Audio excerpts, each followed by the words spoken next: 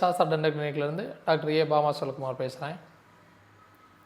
சில பேர் என்ன அப்படின்னா, ரொம்ப நாளாக எனக்கு வாயில் புண்ணு இருந்துக்கிட்டே இருக்குது, இல்லை வாயில் புண்ணு வந்து போகுது அப்படின்ற ஒரு பிரச்சனை சொல்கிறாங்க. இதுக்கு என்ன காரணம் அப்படின்னா, ஒன்று சத்து குறைபாடு டிஃபிஷியன்சியால் இருக்கும், இல்லை அப்படின்னா பற்கள், அதாவது அவங்களுடைய பல்லு வந்து ஷார்ப்பாக இருந்து நம்ம பேசுகிறப்ப நாக்குலேயோ இல்லை கன்னத்துலேயோ கீறி இந்த பிரச்சனைகள் வரும்.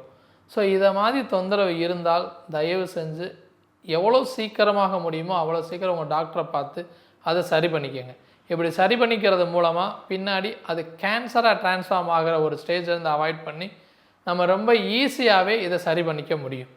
ஸோ இந்த மாதிரி சிச்சுவேஷன்ஸ் ஏதாவது இருந்து நீங்கள் ஃபீல் பண்ணினால் உடனடியாக டாக்டரை பார்த்து அது எதனால் வருதோ அதுக்கான ட்ரீட்மெண்ட் எடுத்து சரி பண்ணிக்கோங்க.